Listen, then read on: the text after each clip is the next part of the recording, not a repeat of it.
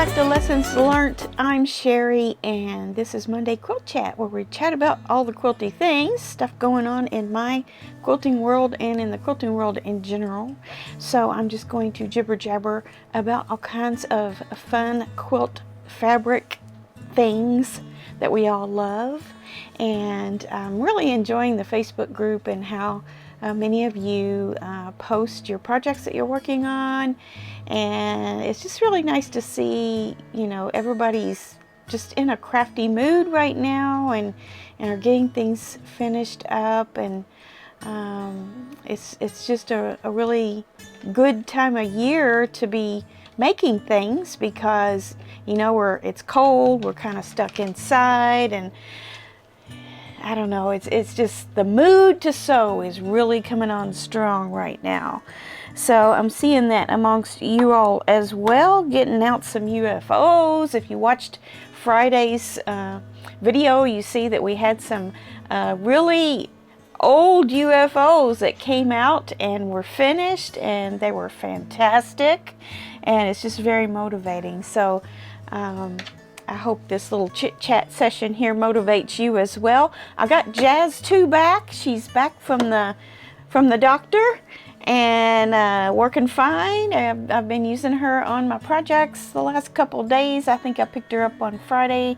So just put her right back in her little place here and just got busy with her. So everything's fine with that. Nothing major, just a little tune-up and a good cleaning. And she's ready to go. I even added another sticker. See my Snow White sticker back here? I've got another one on the front. This usually goes down like this, but I've got a cone stand, so I'll leave this open, which kind of bugs me, but it is what it is, right? If you want to use a cone stand, you have to do that. So I'll put another little Snow White sticker on the front that I had been hanging on to. I just didn't know exactly where I wanted to put it. And then once I set her back down in here in the table, I was like, I'm going to put that on the front where I can see it. So I'm not much on stickers and, you know, just plastering stickers all over everything. I don't have any problem with other people doing it. It's just not my thing. But these are really nice and matches the machine really well. And it's just a little fun thing to do. So some of us have started naming our machines. Some of you probably have been doing that for a long time. Have had names for your machines. Like people used to have names for their cars. I guess they still do. But we have them for our sewing machine. So that's fun. Just a fun little thing to have in the sewing room. I've been making pretty good progress on Happy Days. I have 3 blocks that I have finished. And my hand's down here because Blue is down here and he's wanting to be petted. So I've got one hand on him and then one here. So I did this one. This is a little English paper piecing one. And then I did this Hawaiian block. And I did this Dresden plate block. I don't think I had this one finished on Friday.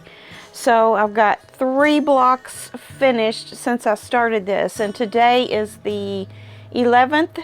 So I'm not sure how this is going to go. I'm not sure that I'll be caught up by the end of the month or not, because some of them take, you know, 2 days of my time and some take 3. So we'll see.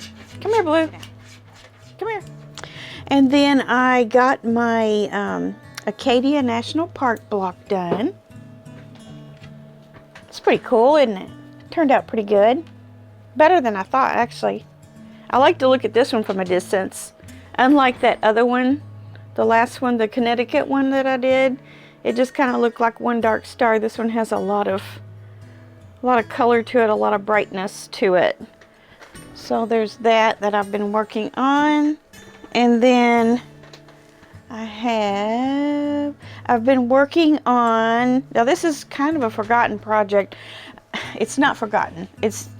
I'm looking at it all the time. It's just that I don't spend a whole lot of time on it. The Harvest Square Dance, I've been working on it, and I did get my darker blocks finished. So I have this grouping done now. So all of this style of block are done. So here are all of those. Got all of those done. And so now I'm working on this one, and I need to make a whole bunch of these. Oh, they're all the same. So, you know, you make the little Ohio star and then you put sashing all the way around it. So I only have 2 of those completely done, and then I've got to put these together. So kind of boring, but you know, some projects are like that. It just hasn't, for some reason, I love the fabric, and I kind of like the I love the design when I picked it out, but I don't know. I still don't know how I'm feeling about all that negative space. It's just not my thing. But, you know, that's part of it. You have to just kind of broaden your horizons, see what you like, see what you don't like, and carry on. Because, you know, until you try something, you don't know if you love it or not. You don't know if you love it or you hate it. You just have to try it and see. And that's what that one is. It was something I thought I would love. I'm not crazy about it. Would I do it again? Would I do a quilt with a lot of negative space again? Probably, but it's not my most favorite thing to do. Things that I have purchased recently. Well, you know, I've got the long arm coming. I do not have it in my house yet. It is soon to be on its way. We're just waiting for one component of it to come in, and then they will come and install the whole thing, deliver, set up, all that. I purchased a hand blower duster type thing. That was something that Mary told me that I would enjoy having with the long arm to keep it nice and clean all the time. And then I also bought an assortment of Omni thread, the big spools that you use, and I got, I don't know, probably about 10 spools of that. It's in the house. I didn't bring it up here because I would have just had to have taken it back because the long arm's going to be down there. So you'll see more of that stuff later. Anyway, I bought those 2 items towards the long arm efforts. And then what else? As far as fabric goes, I have not bought fabric other than some Minky. I got a scarf kit, infinity scarf kit from Soya's sale. I think these are $12. That's what they sell them for. So I need to sew that up. It's just a couple of seams, and it's just kind of a cowl neck type of thing. And then I also got from their Minky sale a big piece of this. It's a cow or a horse, I don't know. I think this is 60 wide, and I believe I bought 2 yards. So this will make a backing for a throw. Will be fun. So I got that. And I think that's about it as far as purchasing, which that was plenty. I know something. Hold on. Let's unbox this. I forgot about this. I was going to do something along an unboxing, but not a dedicated video. So this truly is going to be an unboxing because I have not opened this in the least. This is the new Oliso project iron, and I got it in the coral color. This was the ones that you had to pre-order. And let's just take it out and look at it. It looks like fun. I wanted an aqua one, but they were already sold out. But I love coral too, so this is okay. So it comes with a user manual. And then it's down in here like this.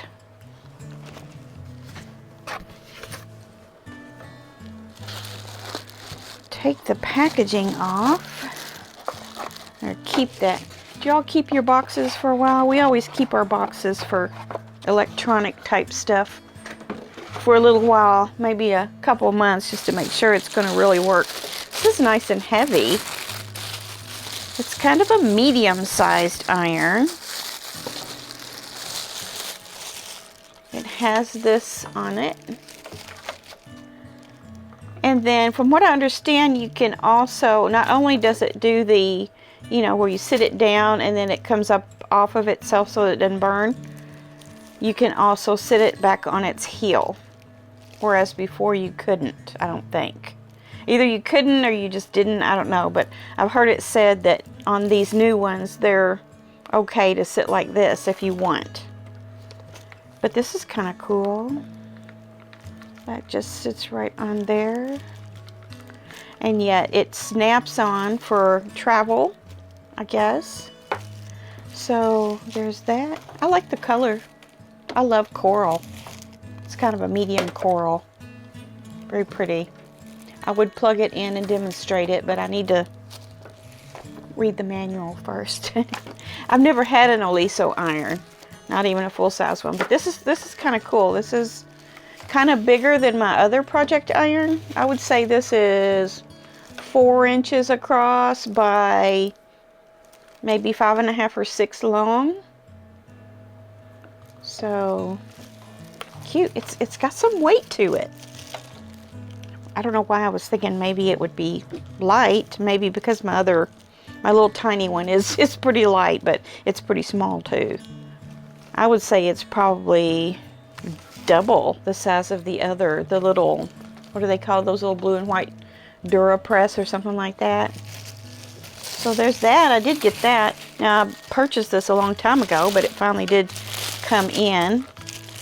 The only thing, I don't know if you call it bad, but the only thing about these is you do have a connected cord. So there's that, but I thought I would try one out. And since they had such yummy colors, I decided to go ahead and get one. So we'll just have irons plugged in all over the place in here. It is nice to have a couple irons in different spots in your room, so that, you know, you don't have to travel back and forth from, especially if you got a couple projects going on kind of at the same time. You can plug an iron in another area and then have another project in another area with a different iron. So I like my Panasonic iron. The only thing I don't like about this is it goes off after 10 minutes. And the new ones, the brand new ones, which aren't near as pretty as this, they're more plasticky looking, but it's the same concept with where you have the cradle that it sits in, is the new ones are gonna stay on for 30 minutes. So I should ask Panasonic to send me one so I can show you.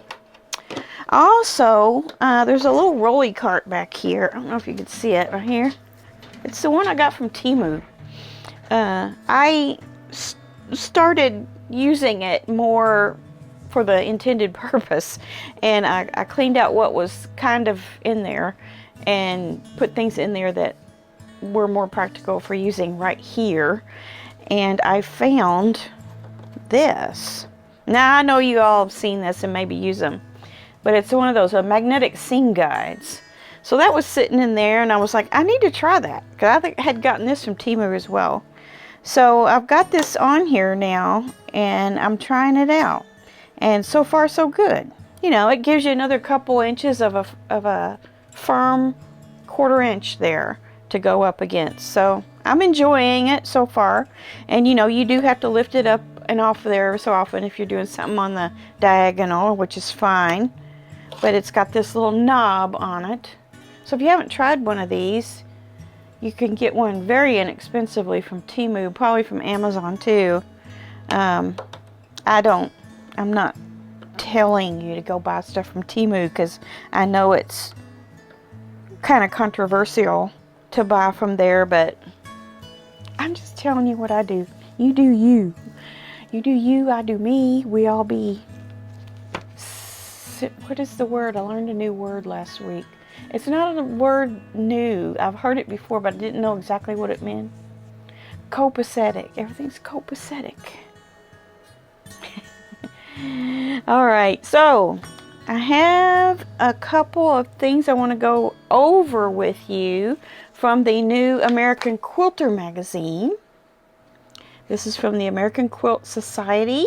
You can go to americanquilters.com, get a membership for $25, and you will get 6 issues of this yummy magazine over the course of a year. And they are full of patterns and full of cool information.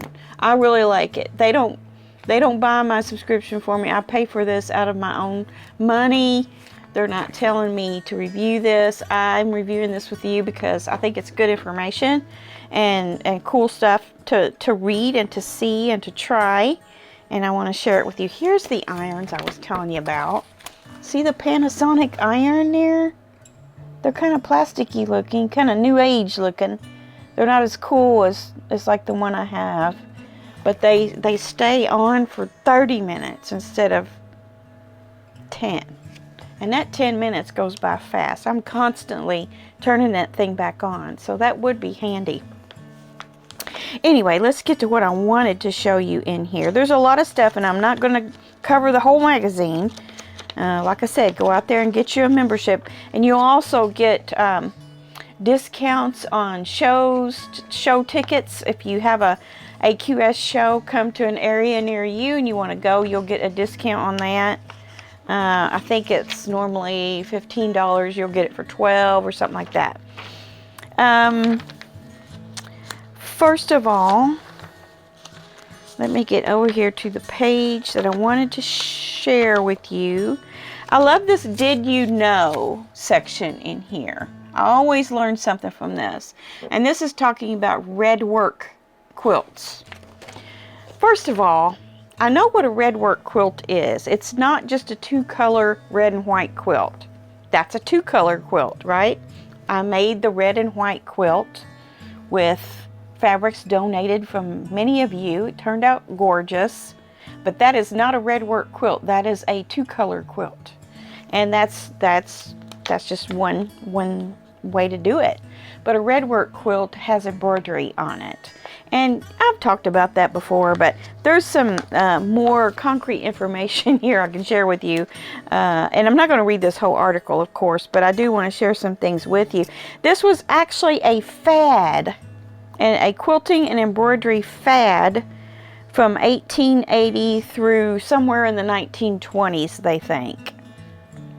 And at that time, it was called outline embroidery. But when it got really popular is when people came to the 1876 Centennial Exposition in Philadelphia, Pennsylvania. Now, I don't know if this was just a quilt exposition or what sort of exposition, if it had a lot of different types of things or what. But it said that the women from around the world would bring in what their processes were for enhancing their homes, and sometimes it had to do with sewing and quilting and embroidery and all sorts of handwork. So the women that visited the exposition were very interested in the many international forms of needlework and embroidery, in particular those from the English needlework schools.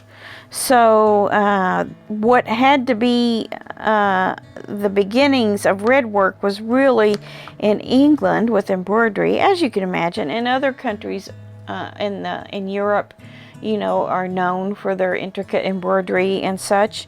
But Redwork was the simplest form. So quilters here in the United States started employing Redwork into their quilts, or simple drawings embroidered in a turkey red cotton embroidery thread. And the reason why they used the turkey red cotton embroidery thread was because it was color fast, and it would you know, the color was good through many washings. And of course, we know back in those days quilts were very used, and they, you know, everyone had a quilt on their bed, and they were washed regularly, and color fastness was a necessity. But sometimes, you know, blue and yellow is used as well. But you can see how on these bigger illustrations, for example, you know, it was just scenery, of different things that you might see in daily life, maybe in nature, whatever. This one's really intricate here, and it's all embroidery, but you can see how incorporating that into a quilt kind of brought on a new fad, if you will, in quilting. It's kind of coming back, and people do collect these older quilts too, if they can find them. People are, you know, fascinated by the Redwork quilts, and I just thought that was interesting to share. So that's the Did You Know section, and then also I wanted to show you some of the patterns in the magazine this month. This one's called Blue Lagoon. And here's another article on crazy quilting. I read that. That's interesting too. I thought it was a 1970s thing, but it is not. This one's called Best Friends Forever. And this is a very different heart pattern too. I'll show you a picture of the illustration of the heart. It's got these half square triangles in it. It's kind of cool. Different way to do a heart. You can't really see that on the picture of the quilt they had made up. Here's kind of how it looks in a diagram. I like that they incorporated other colors too, not just red and pink like you normally see. This one's called Give Me Jewels. I like that. That might look good in my Anne of Green Gables fabric too. And I think that's all I wanted to share with you. Now, the last half of this magazine is more great photos of all the wonderful quilts that were in the quilt shows, the American Quilt Society quilt shows this year. So if you want a kind of a keepsake of all the quilts that were entered and what won, it's not all the quilts that were entered. There are thousands, literally thousands of quilts that are entered, but these are the ones that won awards. There's a bunch of them. About half the magazine is dedicated to that. I guess it's because we're winding down to the end of the year. They wanted to give them one last shout out in the magazine. Okay, and then the next thing we have is our planner. And I have an idea for next year's planner. Let me get it. This is the planner for next year, 2024. And it's the same one that I've had this year from the American Quilt Society. And instead of using it as a planner for things that I'm going to do, I'm going to use it for the things that I have done. So it's going to be more of a journal. I'm going to journal exactly what I did each day in here, because I really don't need this as a calendar per se for appointments and things like that. So I'm going to try to use it in a journal form. I think that might be interesting. I'll do it for a year and see how I like it. If I don't care for that, then I'll go back to doing, you know, planning ahead. So let me go ahead and share the quilt with you for this week. It's over here. And this is called the Shoebox Quilt. And it was made by Linda Harrison for the Franklin Modern Quilt Guild. This was a group project. And she said she participated in this shoebox quilt block party. It was a fun experience for her. And she named all of the people that were involved in that, which I'll spare you that. It says fabric was passed to the following members to make a 12-inch block. And then she lists them. And then she made additional blocks to complete the setting. The quilt, inspired by the book Free Spirit Block Party by C&T Publishing, and that's 2018, Free Spirit Block Party, was machine quilted by Kirk Klein at the Stitch in Time Quilt Shop in Franklin, North Carolina. It was shown at a Mountain Quilt Fest in Pigeon Forge, Tennessee. This is cool. Now, I'm not sure I understand what she means that fabric was passed to the following members to make a 12-inch block. I'm not sure exactly what that process is. If you know what that means, a block party, Quilt Guild quilt, put that in the description down below. I would like to know exactly what the ins and outs of that are. I'm not in a quilt guild, and I'm not planning on getting into a quilt guild anytime soon, but I'm just curious how they shared fabric or gifted fabric or passed fabric. How did they pass fabric? I don't know what that means exactly. Maybe one of you do. I bet you do. So, and if you were a member of the Franklin, North Carolina Modern Quilt Guild, then by all means tell us all about this, because I bet you have some things to say about it that would be interesting. Share it with the group. Okay, so this week am going to continue with Happy Days. As usual, I hope it's not getting too boring for you. I'm going to try to keep things interesting. I usually have so much going on all the time, something for everyone. And I know this Happy Days is not for everyone. It's not even for me, I don't think. But yeah, I got to keep going on it. I got to keep going on it. And I'm motivated to keep going on it. You know, when you set a goal to get something done, it just makes it so much easier to work on it. It just does. So set yourself some goals. If you like that sort of thing, writing down goals and trying to achieve them by certain time limits or whatever, do that, because it really does help you accomplish a lot. And I'm looking this way because I have all the blocks minus the ones I pulled down to show you on my board, and it's pretty impressive to look at what I've got done. But there's so much more to do, so much more to do. And then hopefully this week too, I will get going on the Louisiana star. I've been looking at it. I don't think it's going to be any more difficult than the easiest one I've done so far, which I would say this one and the last one I did were the least. That first one I did, that New Jersey, was pretty tough. This would probably be next, and then maybe the last one. And then Louisiana is probably equal to the other star. So I'll start working on that, and maybe we'll get a long arm this week. If you're on the Facebook group, or if you're not on the Facebook group, let's say this, if you're not, you might want to get on there, because the moment I get it, I'm going to be publicizing it because I'm going to be so thrilled to be getting it. And I want to share that with you. So go to Facebook and join the Facebook group called Lessons Learned, and there is a link in the description box of this video. Is there anything else I need to share with you today? I don't think so. I did do a couple more of my little burgundy 2.5-inch blocks, my 16 patches. I did do a couple of those. Yeah, I think that's about all I put my hands on. Oh, I did my Happy Days blocks. I'll show those to you on Friday. They're all the same, 3 of them. And they weren't very big. They were only about like this, 8.5, I think. So I got those done too. So been busy over the weekend. And I'm going to continue to be busy working on Happy Days.